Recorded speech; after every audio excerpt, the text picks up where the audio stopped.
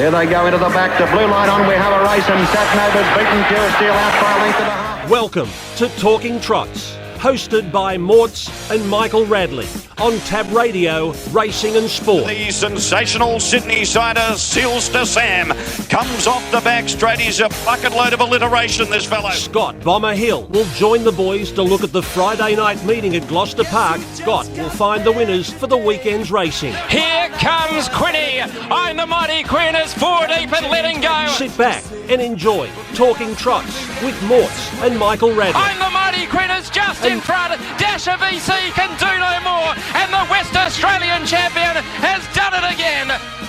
Yes, hello and welcome to another big edition of Talking Trots as we're getting ever so close to the Nullarbor. A great night's racing this Friday night, though, as a great entree leading into the Nullarbor Friday week. We have a great free-for-all. Diego's drawn one, surprise, surprise. But we get to see Catch a Wave, the Victorian champion, Miracle Mile champion, come over and have a look at Gloucester Park for the first time for Andy and Kate Gath. And our special guest tonight is Andy Gath, and we're going to talk to Andy in just a moment. But it's a big night as well for Glen Mortimer, who has a number of runners going around, including Never Ending, rounding out his Nullarbor preparation with the 4-year-old Westbred for the boys. Glen Mortimer, welcome to the program. You look refreshed, Morts. Yes, Michael. Moore River was good. Great to be back after a couple of weeks out in the paddock, actually. It was good. No, it was great up there. Had a great time with my boys and just, didn't do much. No grumpy grandmother. No. But there was a couple of young boys doing a victory lap around the caravan park, so I'm kind of figuring that... free at last. They'd done away with her. No, she was good entertainment when I was up there. Interesting night for our man Scott Bomberhill last Friday night at Gloucester Park. A couple of the selections he took got absolutely hammered. So if you took the early prices and listened to the show, you would have got... a better result than Bomber did because, to be transparent, we were down 2 units for the night, but if you had got the early prices, you would have been in front. The last one was $2.40 into $1.20 the place. Exactly. But for transparency, and he got the multi as well, which was paid $2. And Ollie, a.k.a. Pike in the Last, got 3 out of 5 bets, Going well, Ollie. which was great. Great night at Gloucester Park, as always. Mark Beecham won the first at $91 for Mike Beach and Ryan Warwick. Just a big gap opened on the turn and through he went. Great drive by Emily Savelko to score on McLarney. Pushed out beautifully on the turn. Hope she remembers how to do that in old Chemma. Junior scored again on Mickey Jet all the way. It was quite interesting watching Junior on the bend as he had a good look around to see where... Sky Lou was, and it was nowhere to be found. So he was off and gone. And as we said, Gary Hall Jr., trainer and driver, very, very nice horse, going very well indeed. What a great race the APG Gold Bullion was. Great win, Chris Vogt, and some big hard luck stories. Manishma, wow, just climbing all over him. Minstrel went to another level at in the Governor's Cup, Michael. Yeah. He's got to be the number 1 WA seed. I think so. In the Nullarbor for sure. Yeah, it was absolutely huge. Waterloo was just continued on her winning way in the Gold Bullion. Mr. Smarty confirmed that he is exactly that, Michael. Great win. And then we rounded out the card with 3 very short price favourites. So Gloucester Park Friday night, Team Bond got a double. Same with Gary Hall Senior. And a treble to Gary Hall Jr. and a double to Danny Roberts. Saturday night at Narrogin was a good night of racing as well. Nathan Turvey got 2 and Corey Peterson got 2 as well. And of course it wouldn't be the same if Shannon didn't get 2, so Shannon Savelko got a double. Pinjarra Monday, training and driving double to Donald Harper was good to see. Zip on Tuesday night at Gloucester Park, Michael, and then Wednesday at Bunbury, Aidan DeCampo got a training and driving double, and my man Trent Wheeler got a driving double. So it was a very big week in harness racing, Michael, and an even bigger week coming up. Yeah, it sure is. Really looking forward as we get to the Nullarbor, and also the Retrovision Fremantle Cup as well, on the back which is the week after. Yeah, on the back of the Nullarbor, which is going to be a fabulous race. But our guest in the studio all the way from Victoria is Andy Gath. Before we introduce Andy, let's go back a couple of weeks and Catch a Wave. Found the front in the Tiger Tara free-for-all and bounced back to the winners list.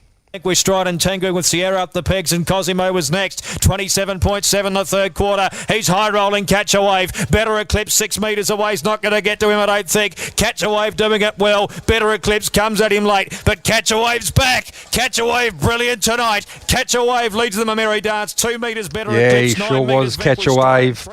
Bounced to the front and got the cash, held off Better Eclipse, who goes around at Cambridge tomorrow in the race by Grins in their slot race tomorrow night. But we're great to have Catch a Wave and Andy and Kate Gath over here in WA. And a big hello to Andy. Mate, welcome to WA. It's been a while since you've been here.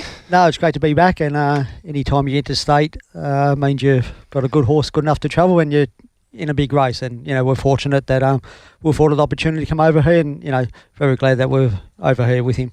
You came over in 89 with Vinny and Scotty Stewart, and you won the Inter-Dominion. But how long is it since you've been here? 22 years, is that right? Since I had a runner, Sky Rainbow went around in the Oaks. I've come over a few times since. The Inter-Dominion at Smolder one, I was here. And, come over last year for Tomo's 60th. Yeah. Yes. So the family connection there with Kate and the Thompsons. But mate, it's great to have you here, and great that the Catch a Wave. He's had his ups and downs with you. He must be a bit of a trick to get him to his peak. Yeah, he's a horse that obviously takes a lot of work, and probably a few times he's probably been a little bit disappointing on face value, and it's probably due to the trainer error more than anything. Like because he takes so much work, we probably don't have him completely wound up until he's in a really big race. So he's had a few little minor issues as a young horse, but he's getting out of them now. He sort of seasoned travel. He's been up at Menangle about 3 or 4 times now, and he sort of handled the trip over here quite well. Saying that, he was pretty flat the first 48 hours, and I think the other 2 New South Wales horses, they were a little bit flat too. It was quite a big journey for him, but he sort of come through it well, and he sort of ate up really well last night and this morning, and couldn't be sort of he's definitely on the way back. Well, we thank you for coming across, because it's certainly added another dimension to what is a race. It's only its second year, but it's added another dimension having a horse like Catch a Wave here, and Hot and Treacherous. It was almost, fortunately, Robbie Tomlinson from Regency Foods obviously had been in contact with you, and you were able to strike a deal and get across. Yeah, obviously the main target for him this year was the Miracle Mile, and we missed out on that because of foot abscess, and we did probably have a potential slot in Cambridge as well, but I sort of forego that one because I didn't know how long it would take to get him back to the races. And Rob got in contact with us, and we're pretty fortunate, and we jumped at the opportunity to come over here. There's not much for him back in Melbourne at the moment, and he's a quality horse. This is the biggest challenge for anyone in Australia, is coming to WA and take on WA trained horses and WA drivers. We know how hard it's going to be, but it's a challenge that we're willing to take on, and we're sure we've got the horse that's capable of doing it, and it'll be a great experience for not only myself but for Kate as well. She's never driven at Gloucester Park before, and you can't win these big races staying at home. So whatever happens, we're happy that we're here, and if we can win, it'll be fantastic. If we don't, we'll be better for the experience. And look, it's great. You've made yourself available and the horse available, and there's been some great social media that Rob's been doing, obviously in conjunction with you, just to get out and promote the horse and promote the race, which is absolutely brilliant. Yeah, obviously, Kate and I think we both like to embrace the media. We, if we're not promoting our own sport, who else is going to do it? And hopefully, there might be little snippets of horses sometimes that we put on and track work and ad, and we try and put out much there as possible, and even some quirky things sometimes too. So and Rob's done a great job too, probmoting it with it. He's had Scotty Hamilton following the horse around when he got here and everything come out yesterday. So all that helps. I think going forward, probably more trainers and drivers probably have to try and promote the sport as well going forward. Yeah, certainly. It's been doing a great job. So, as I said, it's great to have you here. Really looking forward to seeing Catch a Wave go around at Gloucester Park tomorrow night. Given you said he was a little bit flat for 48 hours, once he arrived, what are your thoughts around tomorrow night? Drawn 11, which is obviously just off the rail on the back line. Yeah, it was probably an ideal draw for him, to be honest. We were really happy with him this morning. Kate sort of dangled the hobbles on him. We generally do fast work him the day before. He's such a horse that takes a lot of work, but didn't do a lot with him. But but his last 400 was quite sharp, and he put up really good from that. And then afterwards, he's straight into his lunch and everything. So we expect that he's going to be pretty close to his best. But I think next week he'll be at his ultimate best. So Kate won't do anything too daring. I'd say we'll just drive him and come with one run. He's got a terrific, turn of foot about him. He can sprint really quick.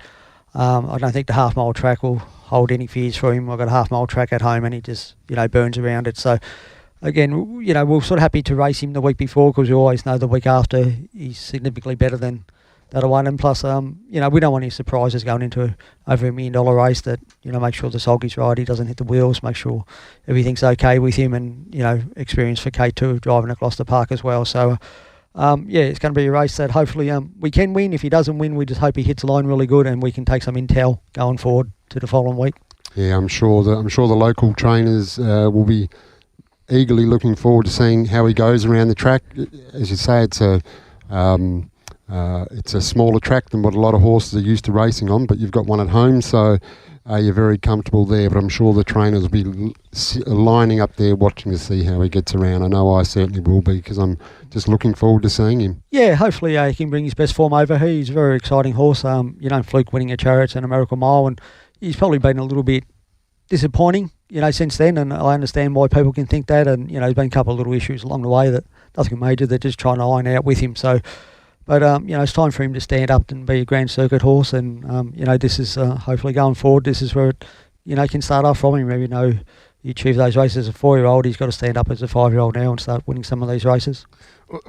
Sorry, Michael, I'd love to have a disappointing horse that's had 35 starts, 20 wins, 7 places and 1.2. Well, it's a fantastic record. Well, and he's such an electric horse. Like his speed is what it's all been about. But I reckon just about his best run was that Victoria Cup where you got posted, had to go back to last and almost got the cash. Yeah, no, it was an unbelievable run. He burned out the gate early and couldn't get in and had a little look for the death and couldn't get off Leap to Fame and had to go all the way back to last. And I gave up. I was looking at my phone looking for his next run. I think I might have been playing Candy Crush or something. I was that bored. And then I looked up in the home turn. I thought, he's still travelling a bit ahead. And I thought, okay, you might as well go wide. You can't get through it. And to get so close was just amazing. And it was such a fantastic race too. And he probably nearly deserved to win with a performance like that. But he showed what he's capable of. His best is very good, and we know he can be a notch below that sometimes, and he probably doesn't finish off as good as he does. But he's very electrifying. He's got strength as well. People probably, of the opinion that he can't stay, and there's been reasons, to my mind, any time he's been a long race that why he hasn't been able to produce his best. But it's no concern to us going forward. Saying that, you've got to be a stayer to win a Miracle Mile. Well, you do. Like everyone thinks it's a speed race, but it's a sustained speed. It is, it's like a 2,500 metre race anywhere else. It is, yeah. And even when he won the Chariots, he's out outside Captain Rubbish and done it. So, so I have no fears for him racing over any distance, to be honest. Yeah. And they went 1:48.8 in that Miracle Mile. Yeah, they went 25.5 out the gate or something. Yeah. It is interesting. It's great that Kate's going to have a drive as well for Tomo early in the night, but also Catch a Wave. Because talking to Jack Callaghan last year, even though Spiritless Louis probably went a little bit unders in the first week, went fantastic in the final, but the actual gate speed of our gate is different to Victoria and New South Wales, and Victoria to New South Wales is different. Yeah. So just to have a look and find out the different gate speeds, because you just can't go straight into a $1.25 million race. No, you can't. And again, we're probably fortunate that we get to go around this week, and we watch races, and the very competitive drivers over here that they don't give you an inch, and You know, if you're not on your guard, you get hoisted before you know it. Or you could be sitting there one up, one back, and next thing, 3 fences got you out wide. And, you know, you think, I'll sneak around and get the death of 101 shot, and it's not there. So we're very aware what's put in front of us. But again, that's what makes racing so great in WA. You know, we all love it. We love watching in the eastern states, and it's competitive racing, and races should be races, and that's the way it is. And, you know, whoever has bad luck, someone's going to have good luck. So whatever happens, there's always going to be a winner. It was also a bit of an emotional time when you won the Miracle Mile and the Chariots for the ownership group and connections. Are they coming over? Yes, they are. Obviously, you know, Richard Matthews passed away a couple of years ago, and he's been a great client of mine for a long time. I think Diamonds and Furs was the first horse I had for him, and qualified for a couple of Interminions, one Interminion heat, and it's probably the horse he's been waiting for his whole life. And Richard was a very patient person with his horses and everything. And I always recall he said to me, I said, you know, do you want to send him back for a spell? And he sort of knew his health wasn't that great. He said, you know, he did swear. He doesn't, for F's sake, keep racing him, will you? So, you know, it's disappointing for him, but his wife Pauline always followed the races, but the rest of his family always sort of sat in the background and just sort of didn't really have a lot of interest on it. But, you know, unfortunately, he knew his fate and he rang me the day before he died, and he said to me, whatever you do, don't let that family sell that horse, you know, let them embrace the horse. And he knew as a legacy going on, and they really have, you know, like they're all up at Miracle Mile time, and it's really embraced the family, and they can understand why their dad and, you know, raced horses now, because it was just like a outlet for them, and, you know, they've got big businesses they all have to run and pretty busy. So, they've really taken it on, and, you know, they'll be over here, you know, for the Nullarbor, and I think a couple will stay on for the Fremantle Cup as well. Oh, beautiful. Great to have them. I think they're with Robbie Tomlinson in his suite, and as you said, they've done a great promotion. We actually had you on the show one time before, Andy, but you probably, even though you got Catch a Wave, you probably had more success with the Trotters in the last couple of years. Yeah, no, we sort of have. I sort of, you know, I had like Cucaracha. You know, she was the champion man, done a great job. But then I, you know, sort of had a couple of nice handy ones along the way, Elegant Image and a few others. And I got my main client, Norm Jenkins, to buy me a trotter, a horse called KD Muscles from New Zealand. Never owned a trotter before, and he looked up its form. He said, it's had 52 starts for one win. Why am I buying this? I said, well, I reckon it goes okay, and I reckon improve it. And he sort of bought her, and, you know, within about 6 months, she won about 100,000. And he said, well, buy the next one. And I think the next one was Clover Mac, and we paid 15,000 for him, and he won about 80,000. And then, you know, came Tornado Valley after that, and sort of McLovin, and all he wanted to buy was trotters and Majestuoso. So we've had a great run, but unfortunately, last few I've bought him haven't been quite as good. So that's the way it goes. But they've been great to me, to the trotters, and I love training them. They can be challenging as well, but if you're not challenged in anything in life, what's the point of doing it? So hopefully we can get some more good ones down the track.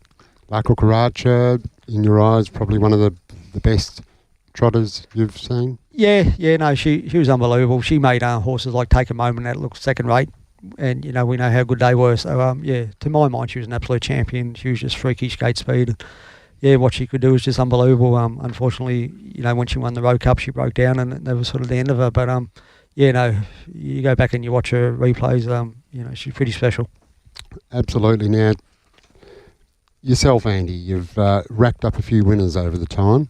Just a lazy 2,839, 57 Group 1 winners, thank you very much. That's probably unders as well, because the Harvey system doesn't actually have all the winners. Right. So you can probably add a few there. But a career strike rate of well over 20%, which is unheard of. Particularly when you're racing at that level, because it's harder to win them. It is. We're always sort of racing at a pretty high level, and I've sort of been fortunate over the years. I keep finding a nice horse, and had great success when I moved to Great Western when I was with Karen, and sort of dominated there. But then when I sort of moved back, Kane and I hooked up, and we moved back to sort of Melton, and we sort of started off pretty average. Things weren't going well, and then within 6 or 7 weeks of being there, we come out and won a Hunter Cup together, and it sort of got us going again. And like everything in life, you have challenges and you have high points and good points. But I've been sort of fortunate that had good owners along the way that supply you with horses, and a lot of them been able to probably you either source them from New Zealand sales or from New Zealand. So it's been a lot of hard work to get to that point don't worry, but I'm probably getting to the stage now. I'm probably working too hard. I have to try and slow down sooner or later. Was that Caribbean Blaster, the Hunter Cup winner? No, about to rock. Oh, About to Rock, of course. Yeah, and then Caribbean Blaster come out, won a Hunter Cup, and he was placed in 2 Hunter Cups. Caribbean Blaster, he won a Victoria Cup. Yes. Yeah, I remember that. He went terrific in the Cranbourne Cup the week before. I thought, God, I can't believe how good he went on the Cranbourne track.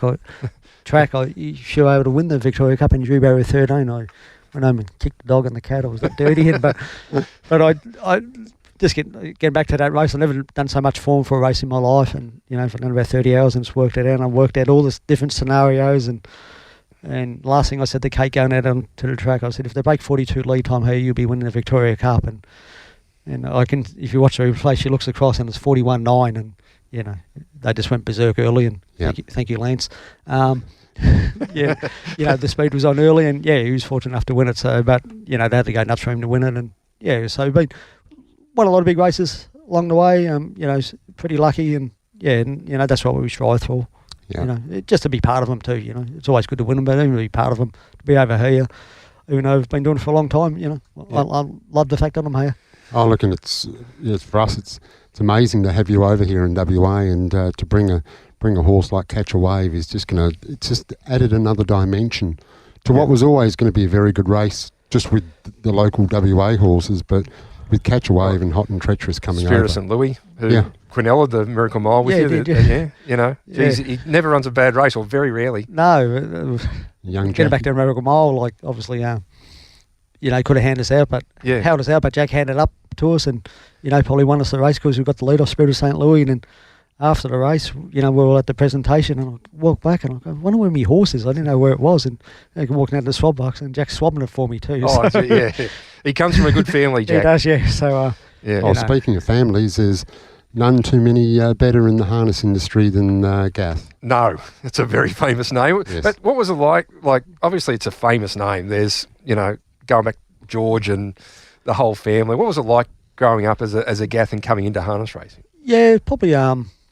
At the time, you just brought up into sport and didn't think much of it. And I was, I'm a family of 5 boys, and I was the 4th one. And a couple of my brothers, Philip and David, were into sport, and it was sort of pretty hard to make a living. And my parents sort of forced me away from trotting a little bit. They said, "Oh, you don't want to be doing that. You want to be get a job." So when I got a job as an apprentice electrician, and then when I had holidays coming up, so I asked Vinny Knight. I said, "Oh, any chance I can go up to Sydney with you, and help you out for, during the intermediate when he had our maestro up?" He said, yeah, not a problem. So, so I think it was 18 and never been on a plane, and flew up to Sydney and Harold Park, doing straight there. And even though I was a Gath, it was probably due to Vinny Knight that I become a horse trainer, because I got to witness not only how good he was, but, Barry Purdenby there, David Aiken, there'd be so many good trainers around there. And I thought, well, I'm in a position of taking in all this information. And so I probably stuck at electrician for another 18 months or whatever, and then decided to go out on my own. But even though I'm a Gath, it was probably due to Vinny that I'm a trainer. Yeah, and at the time, like our maestro, J.E. Binskin, drove our maestro because Vinny stuck with bag limit. Yeah. And then you come over to Perth the next year, and Vinny stuck with our maestro, and Scotty Stewart jumps on Jody's Babe and wins. Yeah, so, And it must have been exciting times just being around Vinny. Oh, unbelievable. He had presence about him. You walk into a pub or something with him, it was like walking in with a rock star, to be honest.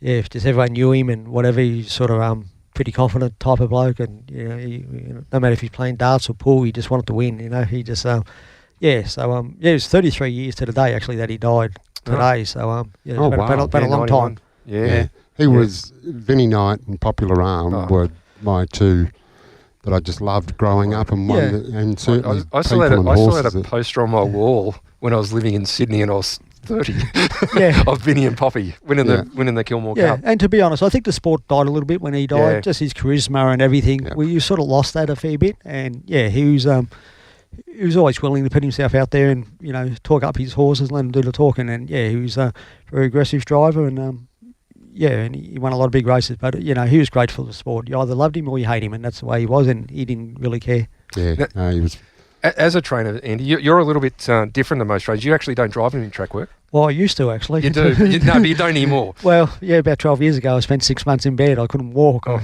injured my back, and Yeah, good way to lose weight anyway. I was lighter than Kate. So it probably took me 18 months to walk properly again. I was on a walking stick and everything, and they said, Wow. well, if you don't want to go back to do that, don't drive horses. So yeah. I don't. Okay, so you're more like a thoroughbred trainer in the way that you set up your... Yeah. So obviously, and it's probably made me a better trainer, to be honest. Just visually, I can see things or whatever, and obviously having good staff and getting great feedback. Obviously, not only from Kate, but all my other staff over the years. And Kate's dad been with me for a long time too, and he's a great horseman. So you probably, it's just the way it is at the moment. That's the way I've got to deal with it. Well, it's been successful. Yeah, no. Why probably, change it? Probably been better with me getting off them, to be honest. Yeah, and also, before we go, the media mentioned about promoting the sport, which you do great, but you also have a lot to do with the media.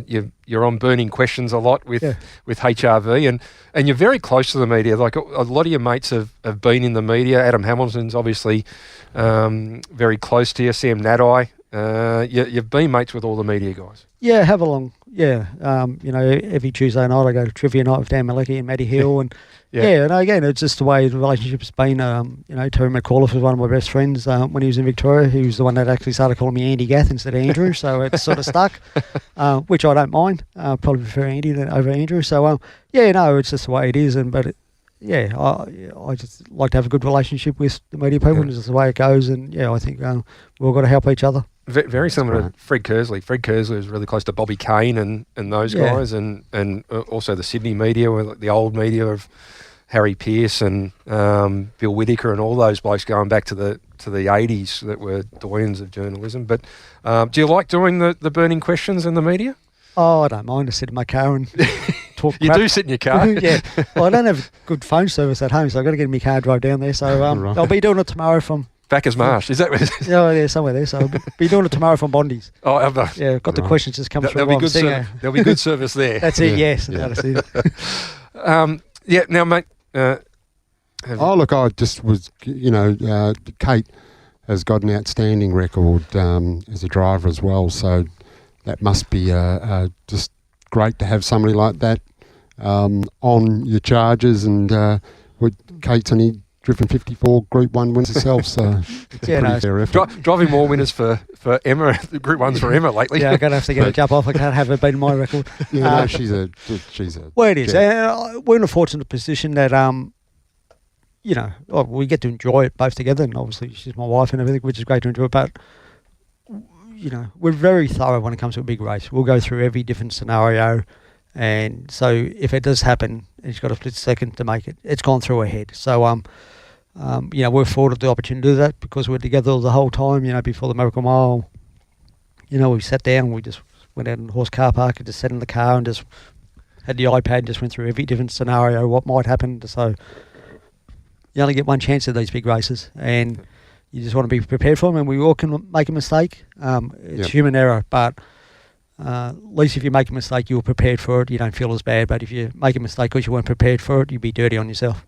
Absolutely. So between the two of you on these big, well, I'm sure, all race nights, but in particular these ones, the $1 million ones, you spend a lot of time together doing the form? Yeah, no, definitely. And this race is a little bit different. Like if you're in a Hunter Cup, I like to watch the last 10 of them, or the last 10 Victoria Cups. Obviously, this is only the second edition of this race. So, so it's all going to be dependent on barrier draw. We know that. We don't know our barrier draw yet. We don't know who's going to perform tomorrow night. So, I've been watching the opposition anyway. So, Minstrel was terrific last week, and awesome. Especially when it was on Tenzin Bromack, I couldn't believe how good he went. I thought I had him on the turn. It just, your own horse. He's got a great record. He's won 13 from 16, never ending. They're all great horses are going to be in. It's not going to be easy. But as I said, you can't win it at home, and we prefer to be here than watching it on TV at home. No, we're certainly thrilled to have you here, that's for sure. And a lot's been made of Kate's running.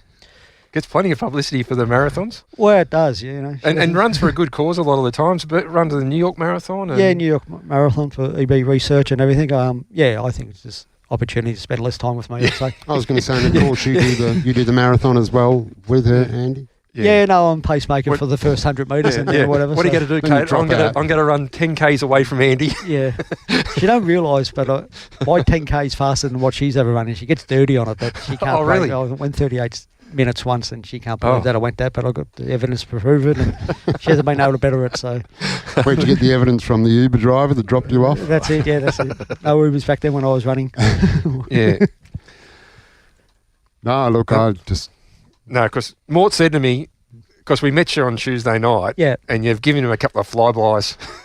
Straight away. Straight away. I've only known this bloke 30 seconds and he's clipped me twice already. Yeah. Well, welcome to meeting Andy Gath. No, look, it's... And he said, have you got anything on him? I said, just ring Adam Hamilton. He'll tell you everything. Yes, so exactly. No, Adam did tell me to ask Andy why he doesn't do the marathon with Kate, but, and obviously... lack of ability would be the main reason I'd say. Obviously a Sydney Swan supporter as well. Yes. Yeah, no, I was a South Melbourne supporter, and I was 13 when the South Melbourne moved up to Sydney, and I thought it was a great thing. The Swans were live on TV every Sunday fortnight, so it was great. But avid Swan supporter, and I'm not sure we thrash West Coast. We got over them anyway. Yeah, well, you won. That's all. Yeah, that's all you got to do, and that's all you'd like to do in the Nullarbor is just win too. That's so. it. Yeah, again. It's probably the only time Mort's cheers for the Swans when they play in the West Coast. Yeah, absolutely. You like live music too? Yeah, no, I love live music. Your favourite bands? What sort of music you into? I've probably been brought up with Australian bands mainly, like Cultures or Aussie Core, Midnight Oil, or them. But big fan of Nick Cave. I know a lot of people. And unfortunately, I booked to see his concert, but I'm over here while he's playing in Melbourne, unless I fly up and back. But I think it's I think it actually clashes with the Nullarbor. So anytime I get to see live music, I love it. It's a bit of my outlet. That's one thing you notice when you marry a younger wife is changing music. What she listens to, what I listen to. She'll have it on her radio saying, "God, this is a crap song," and over mine. How do you listen to that? Mort's is a big. What's the Newcastle band? Silverchair. Daniel Johns. Silverchair, Pearl Jam, same. All that sort of stuff. Yeah. I just love music, full stop. But, there's different genres I like, but again, any opportunity I get, and most of the times I'm going by myself anyway because Kate won't go. She won't. The only time she wanted to go and see one with me was Matchbox 20. And Tay-Tay was on the same night, so I ended up taking Adam Hamilton with me. I said, finally got you the concert you want to go to, and you're going to see Tay-Tay. Everyone went and saw Tay-Tay. Yeah. So, okay, well, and you had to go with Adam. And you live next door to my good mate Johnny Calder. Just a couple hundred metres away, so yeah. Yeah.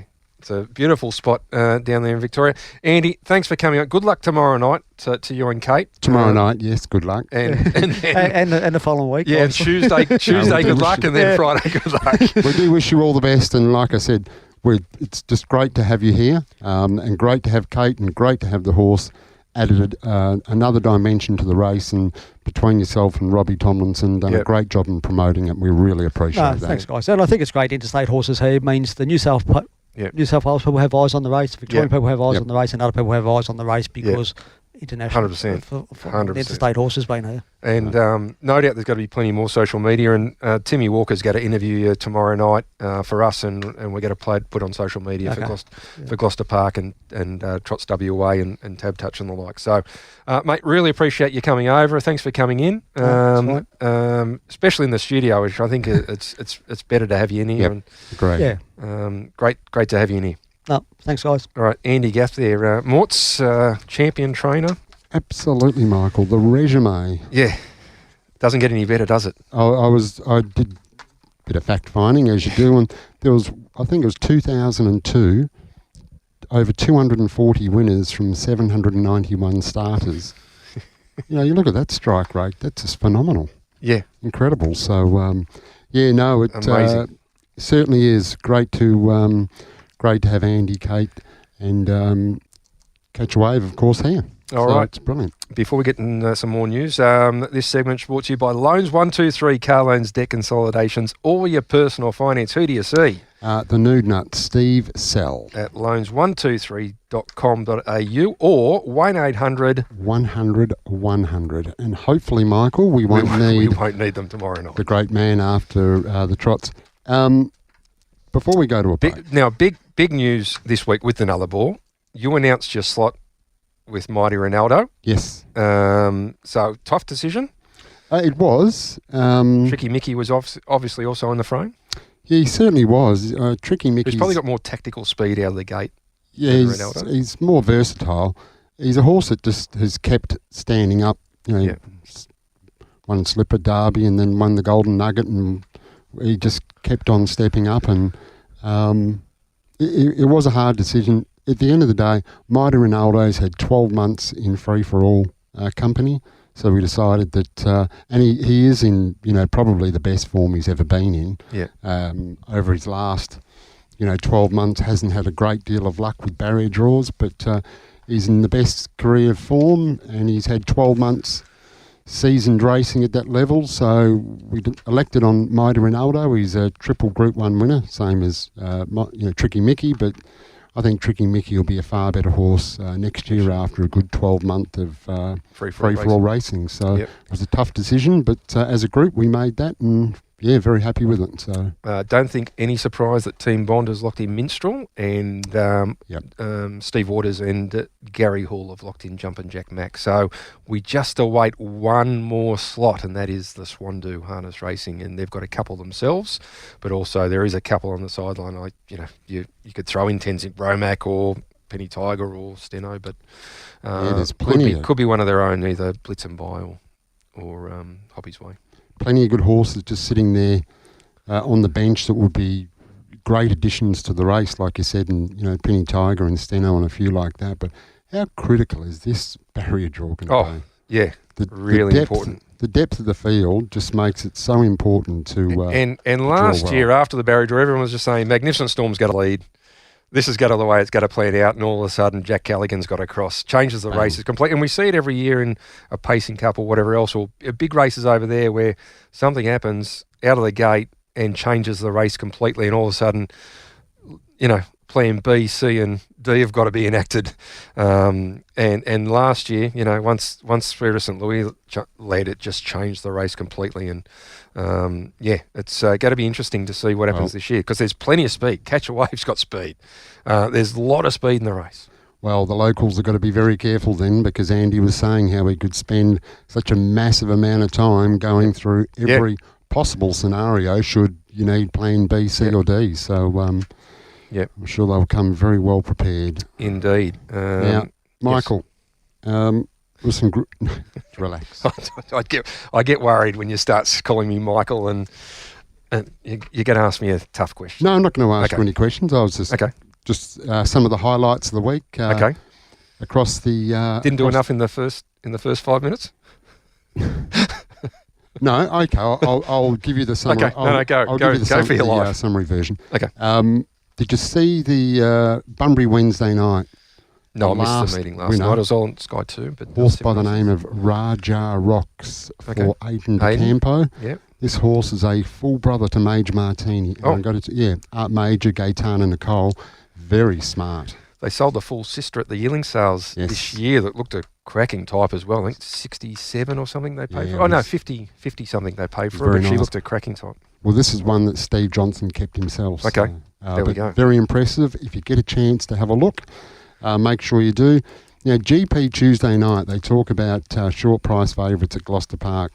The first out of the, 9 races? Yeah. $11, $41, $20, $21 and $51. So there was plenty of value. And not a good day for favourite backers at Pinjarra on Monday, with only one favourite saluting. 6 races on the day were settled by a head or less. So, and then the Van Gogh Camel got up and scored at $61 for Robbie Gartrell. So that was a big result. Sure was. Now, I've got plenty more there, Michael, but... Now, if anyone's ever wanted to race a horse with Glen Mortimer, I've got a chance for them to do it. Trots are about to release shares in 2 horses, which you've got shares in, Morts. This is a walk-up start to these horses being a superstar. No, it's not me. It's that Ross Fitzgerald. Ross Fitzgerald. Well, he's involved as well. Yes. He's in both shares. We're about to release it. The paperwork's going through. The American Ideal Cooper's Beach Colt Mortson, wasn't he a cracker at the sales? Absolutely outstanding. Justin spent 130,000. We got 35% to sell, released just for Trots in, because the rest of him's gone. You've already taken your share. Ross Fitzgerald's taken in. So if you want to race a horse with Glen Mortimer and Ross Fitzgerald, here's your chance. He's a cracking colt, and we're about to release shares in him. So contact Gloucester Park and the filly. The Always Be Mickey filly, no less than perfect. And tell you what, there was the half brother, Sven, won at Pinjarra on Monday as well, out of Cooper's Beach, having its first start. So 100% producer, I think, Cooper's Beach now. Yes, because we've got Mickey's Beach, who we know is very good, and then the other two are both one start, one win, the next two. Yeah, absolutely. And the no less than perfect filly, she's an outstanding type, and residual value as well.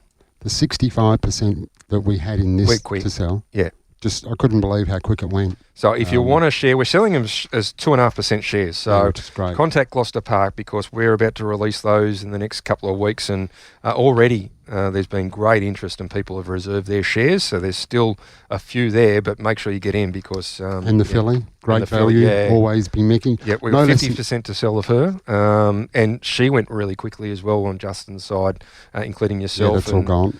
Yourself and Ross and the Brennans. Yeah, Always Be Mickey, no less than perfect, which Justin trained. These, Andy's still with us. Andy, these have got Never Ending, Mighty Ronaldo, Tricky Mickey, Rock and Roll Lincoln, Major Martini. They've won 4 derbies out of the last 5 years. Golden Slippers, and they win at everything, 2, 3, 4. So it's your chance to get involved and get a share with Glen Mortimer. Might have buy a share myself. Yeah. It's called the Justin Prentice factor. He's just he's an amazing horse person, and how we can just continually select and educate young horses. He just does an amazing job, and he's probably one of the best in WA at making sure they're absolutely spot on the night. We're pretty lucky in WA. We've got a really good bunch of young trainers coming through. There's Justin, Aidan DeCampo, Ryan Bell, Dylan, Michael Young, and the top ones are like, we've got Hall Senior and Bond, obviously, but these young trainers are just outstanding trainers. Yeah, no, I kept a close eye on WA racing, and they're all elite trainers, and as you said, Justin, just amazing.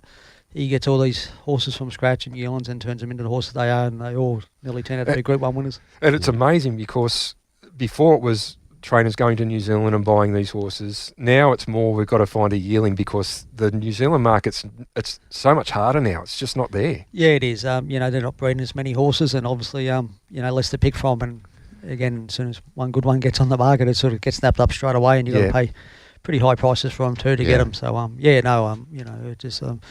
just amazing jobs horsing all those young horses. He's done it continually for over the last 10 or so years. Yeah, he's been incredible. But as to Michael's point, we've got some great young trainers, and a lot of them now very actively looking to get syndicates together, and which is bringing new people in. Exactly, in the future of harness racing, getting more people involved, which is excellent. Yeah, and we probably need syndication of some type in Victoria, because I think that's where it's lacking a little bit, because every new participant is a new punter, and then their friends punting and everything. So you promote the industry by participation, and that's the way going forward. Is the only way we're going to survive is more participation. Yep. No, agreed. 100%. And as they say, 1% of the bill, 100% of the thrill. Yep. It's certainly like that, isn't it, Morts? Doesn't matter how much you own, we have a good time. You can be part of it, and really looking forward to these. Donald Harper's getting broken in, and spoke to Donald yesterday, and really happy with them. So that's great news, and the way we do it at Trots in, you pay one 12-month fee, and then that includes breaking in and the first 12 months up until, and hopefully we get them to the Sales Classic. And you've had some very good success with Trots. Three Group 1 winners. Yeah. An Oaks, Pearl Classic, Sales Classic. And I tell you, the 2-year-olds, the Vincent and the Vincent Colt, who's called Paint the Palette, and a Down by the Seaside, who's called Down by the Beach, both look really good. So they haven't hit the track yet. The Vincent's just about to come into work. We've just given the Down by the Seaside another little break. But talking to Justin, he's it's hard to get a line on Justin. He's the most quiet. Say, he doesn't tell you he much. Doesn't get excited, does he? No, but you can just tell that he thinks that these have got something in them. So looking forward to that, and looking forward that Trots Centre is going to be part of your syndicate as well. Because it should be great. They're a great bunch of owners, and they are very good. Yeah, and we do have owners' days together anyway. But yeah, it's great that we've got shares in the same horses. Anything else? I think you're off the hook, Michael. Let's not talk about the meeting. Yes. I'll leave that till next week. Okay. All right. Thanks, Morts. We'll be back. Bomber Hill's coming up shortly, and he's got 4 tips for us at Gloucester Park plus a multi, and Ollie a little bit later on. But as we go to the break, as we mentioned, Team Bond locked in. And how could they not lock in Minstrel after Friday night? How good was that run Friday night? Yeah. Unbelievable. He's absolutely flying. He's the number 1 WA seed, definitely. And can do work. If he's there, he's got to be there. He can do work, and he's got to keep coming. I mean, he's running that Fremantle Cup, which Ronaldo won. He did all the balling work as well. So he's got to be there. He's there. Let's go to the break and let's listen to Minstrel getting the cash in the Governor's Cup. Mighty Ronaldo, jumping Jack Mack out wider, up to the turn, 28 for the next quarter. Tenzing Bromack just in front of Minstrel. No run Tricky Mickey, no run Laverajo. Out wider Ideal Agent, swing band deep from Valentine's Brook in the straight. Tenzing Bromack in front, Minstrel is grinding away. Laverajo's out now, Tenzing Bromack in front. Minstrel inch by inch wearing him down. Minstrel goes up, gee, he's a winner. Minstrel races home into the Nullarbor. Hi, I'm Steve Sell from Loans 123. We are car finance specialists. We can help you find the loan you're looking for, your new car, and help find a home for your old one. If you want a new or used car but feel uncomfortable visiting car yards on your own, we can help and often save you money. For a stress-free way of buying and financing your next car, who do you see? Steve Sell at loans123.com.au or call 1800 100 100. You are listening to Talking Trots with Morts and Michael Radley. Get clear as they come to the home turn. 27.9 the next quarter, and Grievous, it got into the clear as well as finishing stylishly around the bend they run. Here's Bet the House though. He's after Opal Hunter, and Grievous is going to close in. He's a vibe. No run Menamsha, but it's Bet the House racing up, hitting the front. Grievous giving chase. Opal Hunter the inside. Bet the House in front from Grievous. Menamsha finally gets through. Brilliant drive, Christopher Vogt, and Bet the House wins brilliantly from Grievous and Menamsha in a photo, and then came Opal Hunter. Richie summed it up beautifully there. What a drive by Chris Folk to get Bet the House home in the $50,000 APG WA Gold Bullion for the 3-year-old Colts and Geldings. And Morts, the race changed completely for punters as they thought it was going to be once He's the Vibe crossed. It changed complexion of the race really quickly, and Vogt, 3 pegs, pushed off at the bell, got the cash. It was a great race too, Michael. Yep. Crack field, and there's a few hard luck stories there. Yeah. Maneshma was climbing all over him. Grievous was a big run. It was a great field, but terrific drive by Chris Folk to land the money in the $50,000 APG Gold Bullion. Yeah, I think he's a bit underrated. Bet the House. He's won now over 72,000 in prize money. He's won 4 of 6, and I think he's underrated because what did he start? 650, and was going to get a great run regardless from the 10. But yeah, he can't do much more, can he? 4 from 6. Great. Really good. And like we said, it was a very good field. Yep, very good. He did beat some very good horses in that race. He sure did. All right, this segment is brought to you by the one and only Steel Blue Boots, built for comfort, made for work. Well over 700 stockists nationwide. They're international, Morts, and as you know, they're a mark of true skill. And so is our man. Yes, he's international. He's very much international. He is like Eddie everywhere. Is our good friend Ross Fitzgerald from Steel Blue Boots. They are designed for comfort, durability and choice, and backed by a 30-day 100% comfort guarantee, which, to be honest, Michael, is a waste of time because they are the most comfortable work boots, and you and I being very good workers, the most comfortable work boots you can ever wear. And you can't watch Fox Sports without seeing a Steel Blue sponsors segment. They all sponsor. over. They are. No, And they're very good. they're part of this great show as They well. certainly are. They're very good supporters of everything equine. All right, time to welcome our man Scott Bomber Hill into the program. Bomber, how are you? Extremely well, thanks, Rad. How are you? Not too bad. A bit up and down last week, but we finished strong. Finished strong, and I just got over the Hampshire nightmares, and then you went and played in the lead up then. Why not introduce you? But to tell you what, we shopped early last week, and didn't they? They tumble in the prices. Absolutely hammered. Yeah, it came in for the two results we got. They shortened up dramatically, which we expected, but the early shoppers did pretty well. All right, let's have a look at the races. We get a preview this week. We're going to start with race number 2. And Morts, this is the JP Pacing mobile start. This is, we've got the race names after our slot holders this week, or the majority of the racing in slot holders, as well as a few other sponsors. And the Nullarbor runners are the race names for Tuesday. So we've got a Mighty Ronaldo and Never Ending in there for you, Morts. But I'll be there on Tuesday, Michael. This is the JP Pacing pace race number 2. And we've got October Rain for the powerful Michael Young and Gary Hall Jr. combination. Should be favourite and right in the market, but a former Michael Young horse getting wiggy with it is in there as well. 3 Rumours, who continues to go well.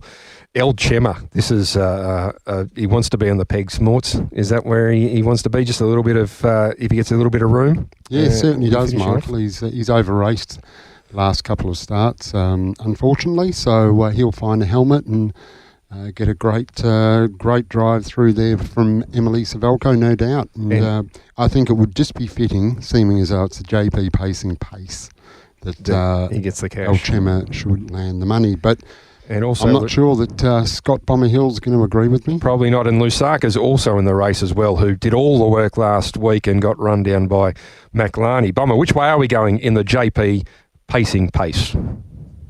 Yeah, I think it looks a nice race for October Rain. He looks the leader here from the 3. He's got some speed outside of him, but I think he can hold them. He does begin best out wide, I think, but I think Junior will get the best out of him from 3. He'll have him wound up, and as long as he crosses, he's got a great record in front. He's won 5 from 7 in front in WA, and he was placed in the other 2. He hasn't been able to lead for a little while, but his last 2 runs have been chock full of merit, and I think this is a little easier.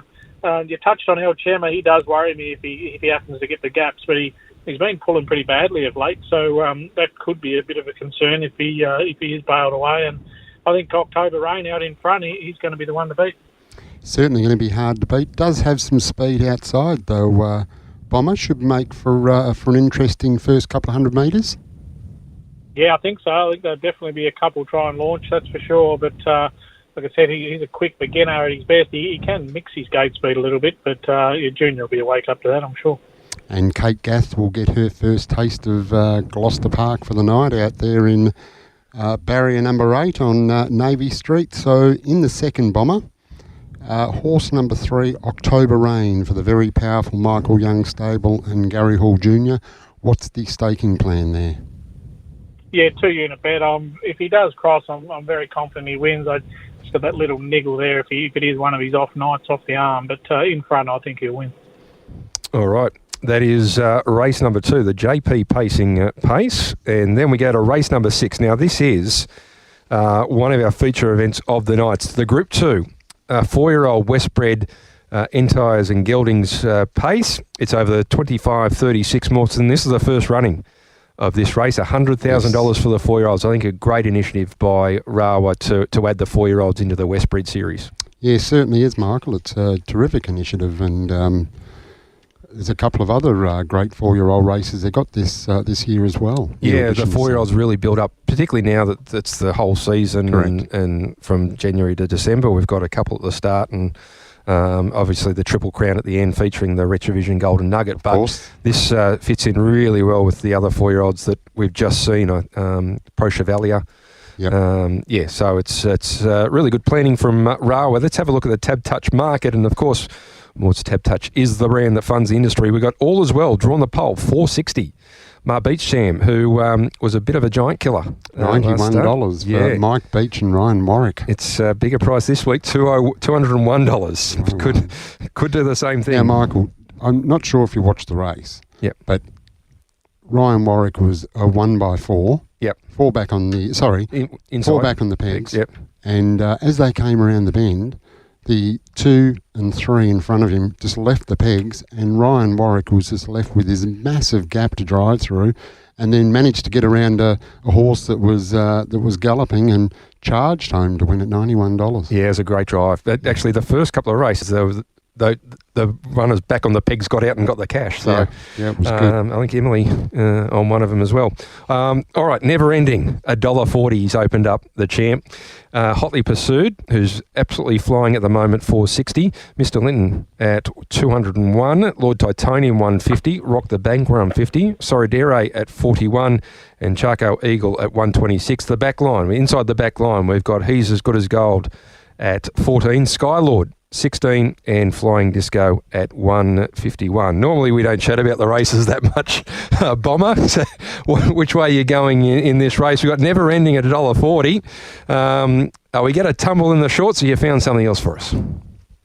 No, whilst I think he'll win, Rads, I've gone for a bit of value of the place, and thought Skylord was the one that could run into a hole. He's third up from a spell here, and like I said, I can't see him beating Never Ending, but I can certainly see him running a place. He's had to run the gate at his first couple. He really quick lead time there last time, and then got the run in the running line and was unable to make ground in a last half of 56. And he didn't lose a lot of ground. He wasn't far away, and I think with the added fitness and softer first 400 to 600 metres here, he can be the fresh legs late. There's going to be speed early from All Is Well, Never Ending, and Hotly Pursued, I'd expect. So I think one of those could be looking to knock up All Is Well or Hotly Pursued, depending on how far they want to pursue it in the early stages. And this bloke can be pretty strong late into a hole, I think. Jocelyn Young has been going very well of late too, so the stable is absolutely flying. Skylord, of course, was an outstanding two-year-old. 2 and 3, yep. Yeah, 2 and 3. The only concern, Bomber, the number 2 out of the barrier? Yeah, I'm thinking he if he tries to sort of snag and go to the pegs, then that could be an issue. But, I don't think I can't see anything much wider than Hotly Pursued pushing forward, so I don't think he'll get buried too far back in the running line. And like I said, I just need one of those, to do a bit of too much work early, and then I think there's only 4 real place chances in the race, to be honest. So I think if one of them's on tired legs, he can get over the top. Yeah, I thought Skylord was good each way value at $16?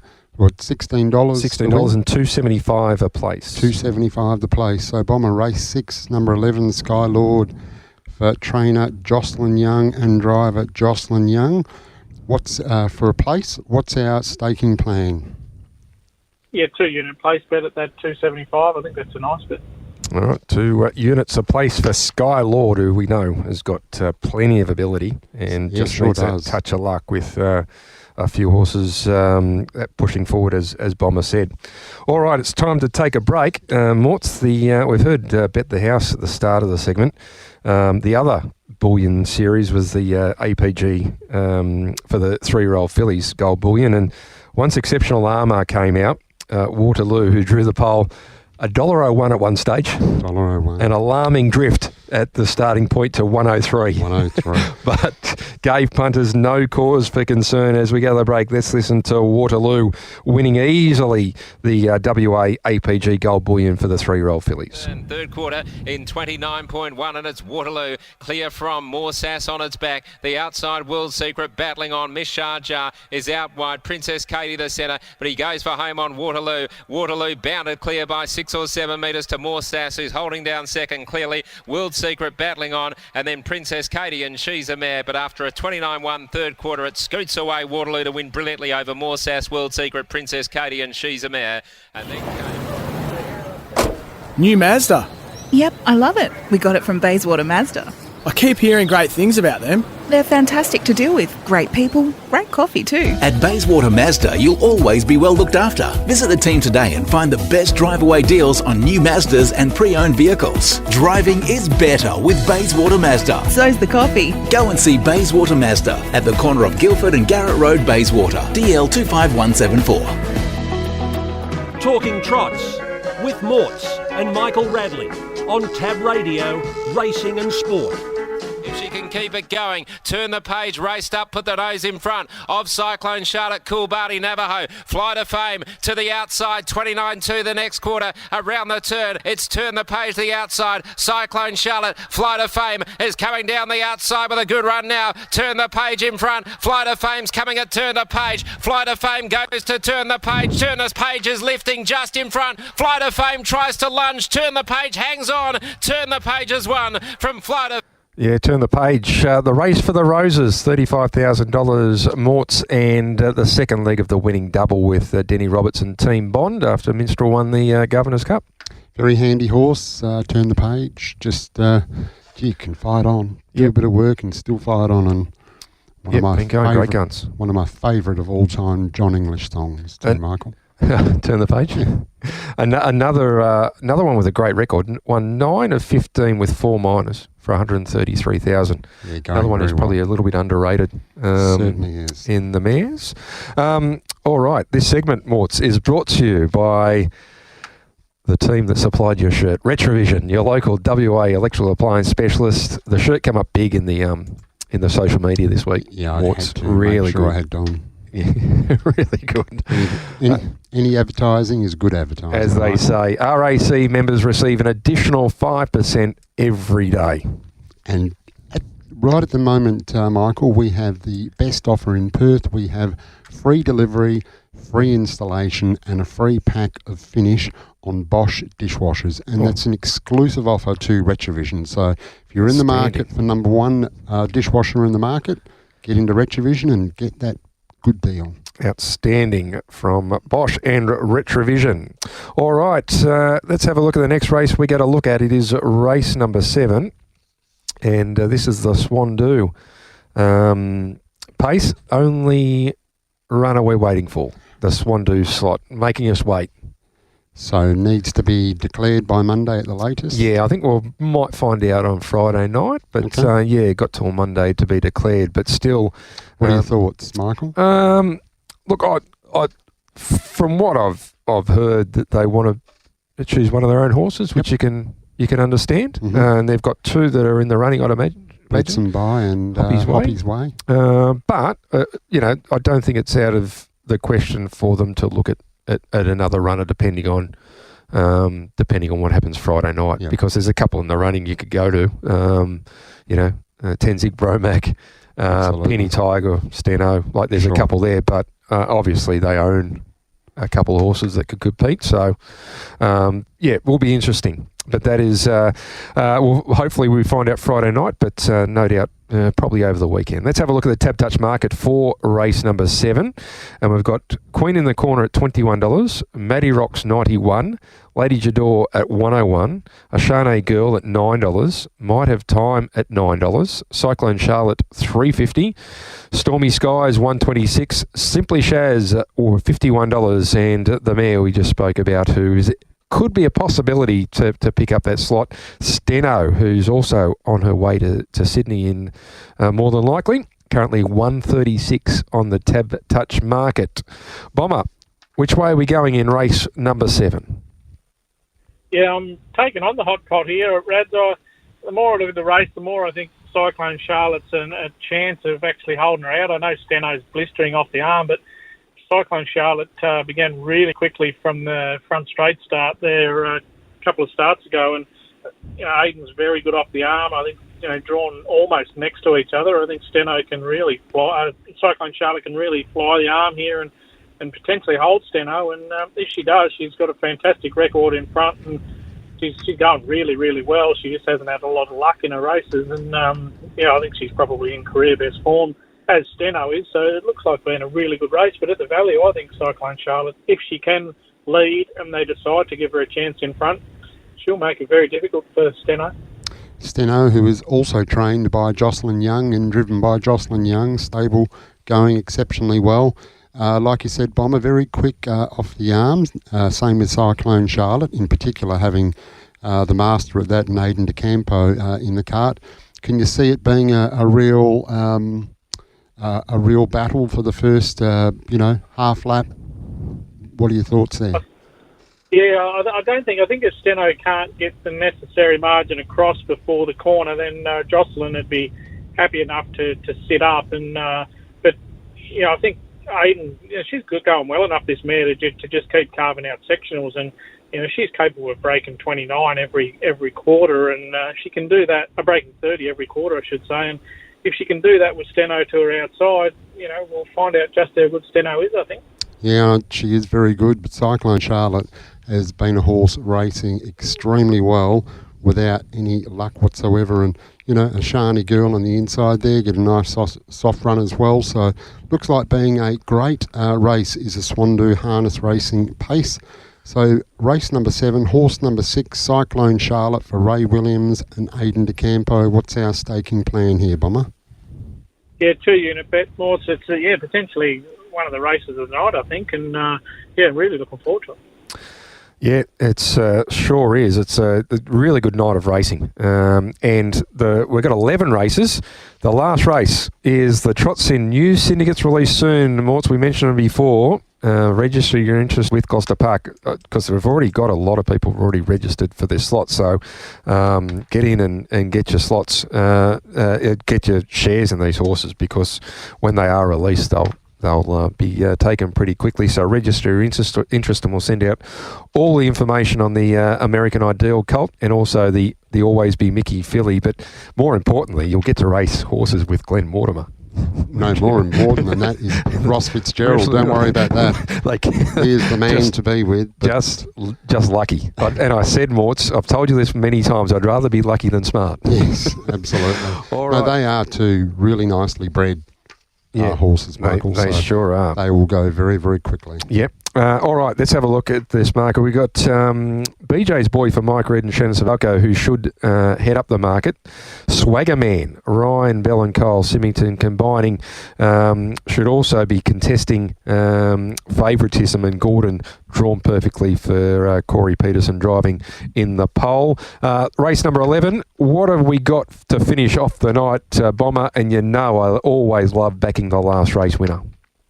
Yeah, well, let's hope we can nail it, Brad. Swagger Man, he's third up from a spell, and both his runs have been at least pass marks. I think the speed underneath and outside him here, so I think Kyle can just sort of let it unfold. He'll lob in the first 4 or 5, and so long as they run even sectionals here and don't completely stack and rack, then I think he's got the quickest last half in him. Tuesday night he came from well back, 3 and 4 wide, and 56 and change for his last half, and he just peaked on his run a little bit late, so third up from a spell, he's going to be right at his peak, I think, and I think he's going to be very dangerous here late. Been a great combination as Ryan Bell and Kyle Symington having a really got to be hard to hold out in the Nullarbor with Swing Band if they get the right run. Absolutely.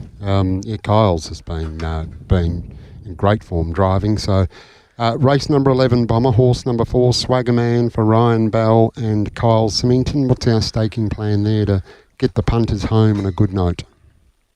Yeah, I agree with you, Morts. This is a lethal combination. They're a combination that I'm really happy to bet up on, and he's a 2-unit bet to finish us out. I think he'll just camp over them, and I can see him over the top late. Oh, all right. I can hear some confidence Swagger in that Man, voice. the well-bred Swagger Man for Albert Walmsley. Have you got a multi for us, Bomber? Yeah, we finally got one last week, so hopefully we can back it up. There'll be a little bit more meat on the bone. A little bit more meat on the bone with this one, I think. Just a 2-legger. Race 3, number 10, Armour X Factor for the place. So he gets a very rare economical run here in transit, and I think he'll be very, very close at the finish. He's normally up there doing most of the work, but from the barrier he's going to get a soft trip here. So, he's going to be a nice price for the place. And then race 10, number 1, I think Artful Major, he's a promising type on the up, and whilst up in grade here, I think he'll lead, and I think he can win as a result. You're just trying to curry favour with the co-host with that tip. I I rarely tip one. I know. So, I know you do, Bomber. He's taken notes on how many times you have tipped against Would you his like horses. to know the tally, Bomber? Because I could just about give it to you, but I certainly hope you're right. So race 3, number 10, the place. And race into race 10, number 1 for the win. Let's see if we can get the multi up like we did last week. Any chance the Bombers this week, Bomber? That was just dreadful last week. Yeah, I'm certainly more hopeful than confident. It's hard to get enthused again this year based on what we've seen so far. We just need plenty of injuries and the depth just isn't there, unfortunately. So. Yeah, we just need to wait until we get to play somebody like Sydney. I mean, that's just like having a bye there. So. Sorry. Andy's here. I didn't realise he broke for Sydney. Yeah. All right. Good on you, Bomber. We'll speak to you next week, buddy. Thanks, guys. Have a great night. There we go, Scott Bomber Hill. All right, time to take a break. Tell you what, the most informed trainer in WA is Gary Hall Jr. Who'd have thought we'd ever say that? He's just taking all before him. And another one, Mickey's Jet. Tell you what. That was a great win. The Twitter interviews are so important, Morts. As soon as Junior said, no, we're holding with Mickey's Jet, we're going to post the Sky Lou. He got smashed. Started at $1.75 and won like $1.75 chance. Let's go to the break. Let's listen to Mickey Jet leading all the way for Gary Hall Jr., trainer-driver. Sky Lou struggling. The Mickey Taker is back on the inside, travels okay, looking to get into the clear. And then further back in the field, Hampton Banner, Hector out very wide with Hoppy's Way. No run, Nullarbor Navajo. Mickey Jet's about to go for home though. Mickey Jet in front of Armour X Factor. No run for the Mickey Taker. Nullarbor Navajo is getting out and absolutely rocketing. Mickey Jet is in front though from Nullarbor Navajo coming through the Mickey Taker, but in front Mickey Jet, and Mickey Jet has won from the Mickey Taker. There's always a lot more in store for you at Retrovision. Like Retrovision's lowest price guarantee. If you find a lower price on a same-stocked item, we'll beat it. There's our 60-day price promise, where we'll refund you 120% of the difference if you find a lower advertised price on any purchase. Plus, RAC members save an extra 5% every day of the year. After 60 years, a lot has changed, but there's still a lot more in store at Retrovision. You are listening to Talking Trots with Morts and Michael Radley. Go on and running into fourth is Ideal Havana. Up towards a turn. Cindy's Secret in front. Lady Violetta the outside's about a head away. Next quarter in 29.6. So Cindy's Secret with Lady Violetta going up on the outside. Lady Violetta looks to be doing the better work now. Draws clear. Vokes sends it away from Cindy's Secret. Flashing home is Our Musical Motion from nowhere. Lady Violetta pulling up. Our Musical Motion's got it. Goodness gracious, Our Musical Motion on the outside. Yeah, he's come from a long way back. First winner for Ashley Shepherd. Good on you, Ashley. Didn't at the 50 wasn't going to win Morts. No, it wasn't, and good to see trained by Leo Waldrod as well. So good to see him up at Gloucester Park and get the cash. Yeah, Richie was all set to call Vokey home. He was. And Our Musical Motion with Ashley Shepherd got the cash. Good on you, Ashley. That was great. First ever winner, $51. Hopefully the team had something on. Morts, this segment is brought to you by Bayswater Mazda. We all know driving is better in a Bayswater Mazda, corner of Guildford and Garrett Road. And it took you all the way to Moore River. It did, very comfortably back there, too. in style. Towed the trailer and up we went, and it just was beautiful. Nice and smooth trip all the way up to Moore River. And as we know, there is no better place to buy your Mazda than Bayswater Mazda. Great range of used cars, good range of new cars, great after-sales service, and still the best coffee in town, Michael. You know, you've had enough of them, Morts, when you were buying your car. Our good supporters of Bayswater Mazda. Time to welcome in our country expert, Ollie Cownie. Joins us, Ollie. Welcome to the program. Hi, guys. How are you? Yep, really good. Big week coming up. Ollie, looking forward to the Nullarbor next week. Obviously, they're racing this week with the 4-year-olds, and we get to see Catch a Wave go around against the free-for-allers, but all eyes next Friday for the Nullarbor. I'm really looking forward to it. I'm coming across to WA for the race, so hopefully it'll be a big weekend of racing with all the slot races they've got on over there. Oh, outstanding. Plenty of interstate people coming across. Matty Leopard's coming across, the big cat. The big cat, Are you with them? Pretty excited. Are you in that team? Yeah, quite. You'll be in that team. Of course you will. It should be a great weekend of racing right across the whole 3 codes. Ollie and Matt are up in the Beau Rivage. Tell you what, there's not too many seats left. It's almost sold out. I'm surprised there are some, Michael. It'll be probably gone over the weekend to the Beau Rivage. So if you do, just go to the website and book through the Beau Rivage for Nullarbor night's going to be a big night. And the good thing, Michael, is I had a look at the long-range forecast, and it's much better than what it was last year. Thank God. Yeah. Thank God it was a bit wet for us last year. Sure was. No, you know what I'm like, Mort? I'm like a disparate. I dissolve in the water, so it was no good for me. So there's no chance you would go outside when it's raining, is there, Michael? I don't go outside when it's sunny, Mort. Yeah. There's less chance of me going outside when it's raining. Which does show. Indeed. All right, Northern, we've got Saturday night. We've got 8 races. The first race at 5:53. And I think that's the only meeting over the weekend for harness racing in WA. Then we go to Pinjarra Monday. 9 races, the first at 12:38, and then Gloucester Park on Tuesday. 9 races, the first at 5:27. Ollie, you got to have a look at Northern for us. What have you got for us Saturday night? We'll kick off in the first race, which is a 3-year-old race. There's a horse here that comes out of a race at Gloucester Park recently, off the charts. Was really good leading there early, showed really good gate speed, which sort of he hadn't showed, I don't think, in the past, and he was really good to get out there and lead, and I think it sets up similarly here. He was just run over the top of late by Cabochon, who's quite a nice horse, and in this race, he's never quite been with the top bunch of 3-year-olds, but there doesn't look to be any of those in here with He's a Vibe and Court Can Run, who's first up. So I think Off the Charts can kick us off with a winner. It might be pretty short, I'd say probably around that $1.60 mark, but I think he should lead and he should take plenty catching. Tell you what, it's probably as good a 3-year-old low-level race you'll see. He's a Vibe led the 3-year-old race last week, and we know Cork and Run's got plenty of ability, but obviously the barrier one for Off the Charts is going to be hard to beat for Gemma and Chris Lewis. What else you got for us? In race 3, we've got Swagger Man. He's come back really nicely from a spell. It was really good 2 back behind Bonsko Circus, who loomed up and looked like he'd pretty much won the race there that Captain Bly ended up winning, and he jumped off stride Bonsko Circus. But that's pretty good form for Swagger Man, who then was really good again last start, coming off the track late behind Pritter. This race looks like it could set up really well, being behind a horse that is blessed with pretty good gate speed. So whether they elect to lead on a bit of Dutch Courage in a slightly harder race or not, I'm not sure. But Swagger Man should get a really nice trip either way, and I think he can finally break through that win this time in.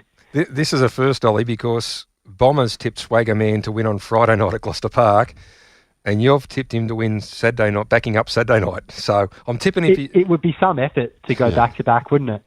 That's sure would. It's a first for two of our tipsters to tip the same horse at different meetings. I don't think we've ever had that, Morse. No, but as we said earlier, Michael, that combination of Ryan Bell and Kyle Symington. You'd think if he wins Friday night, he should win Saturday night. You'd think he'd go around pretty short Saturday if he does win Friday. So that there might be sort of 2 sides to that. Yeah. All right, and what else you got for us, mate? In race 6, Let It Linger went around earlier in the week, so she's backing up, and she came out of gate 2, and she ended up getting back in the run, which probably isn't her best pattern. She's probably best when able to roll along up on the speed, bit more of a grinding type. So I think in this race, it looks like she could even push onto the front nearly, and if she does get to the front, then she'll be awfully hard to beat in this race. I think the main danger obviously looks Feeling Aces, who's been flying and just hasn't had a lot of luck. But if Let It Linger does get to the top, then can't really see anything being able to beat her. And then in race 8, I've got the Wand Waver, who I thought was really good last start, behind Better Have Faith, who went around a pretty short price favourite. And the Wand Waver battled on pretty well into second. And I think now we've got Shannon Savalco jumping on, so I think the Wand Waver should get out well enough to get onto the front and take a bit of catching from there.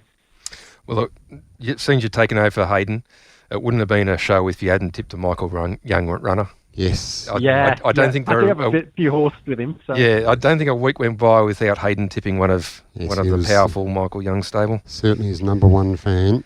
And Saturday night, Albion Park. Have you got anything for us at Albion Park, Ollie? In race 10, there's a horse. It's a long way for us. It's a long way for us, Ollie. Yeah. the last race. It's quite late. At least it's 8 o'clock in Perth, so a bit earlier over there. She raced in a 70 rating final last start, which is generally pretty strong, 20 grand race for the nearly Metro horses, and she was pretty competitive in that. And then last start, she took on a Band 5, which is a Metro race, and she hit the line really well from out the back. She drops back into a Mares Open race, which doesn't really sound like a drop back, but I do think this race is a lot easier, and Eloise Adele, the one, generally looks to lead when she can. So if Bonnie's Dance can get her back, then I think she'll be really hard to beat in this race. Grant and Trista Dixon with Bonnie's Dance race in the last. 10, number 2. Ollie, thanks for joining us. Really great to have you on. We'll be listening Monday morning when you're back with Tim and Matt Walker. and previewing all the action from Pinjarra Monday and Gloucester Park Tuesday. Thanks very much, guys. Good on you. Ollie Cownie there doing a great job. Only new to the radio business and tipping, but doing a fabulous job, Ollie. Great job. Picked 3 out of 5, as we said earlier, Michael, last weekend, which was good for the punters. Morts, that's our show. Big meeting coming up tomorrow night. Certainly is, looking forward to it. And then we've got a great week next week with Barrier Draw and the Western Trilogy launch. And then we've got the Greyhounds Thursday night, into Gloucester Park on Friday night, and out to Ascot on Saturday. So it's a big week of racing in WA coming up. Looking forward to it. Should be fantastic. Good luck to you. How many you got in tomorrow night? 3? 4. 4 tomorrow night, including Never Ending in the Group 2 $100,000 West Spread. Yeah, looking forward to it. Should be a good race. And they're all, every race we're in, except didn't draw so favourably with Tricky Mickey, unfortunately. But anyway, yeah, that's life. Indeed. I think you're tipping you would have taken the better draw for Never Ending than Tricky Mickey anyway. Yep. All right. Yes, so we'll take that. No, but it is a great night of racing out there tomorrow night at Gloucester Park, and some of those races, as we touched on earlier with Bomber, they're cracking races. They are really good. All right, Morts, good luck. We'll see you out there. there. Certainly will. Good luck in the Barrier Draw Tuesday as well. Thank you very much. All right, thanks for listening, everybody. Until next week, it's bye for now. Chances are you're about to lose. For free and confidential support, visit gamblinghelpline.org.au.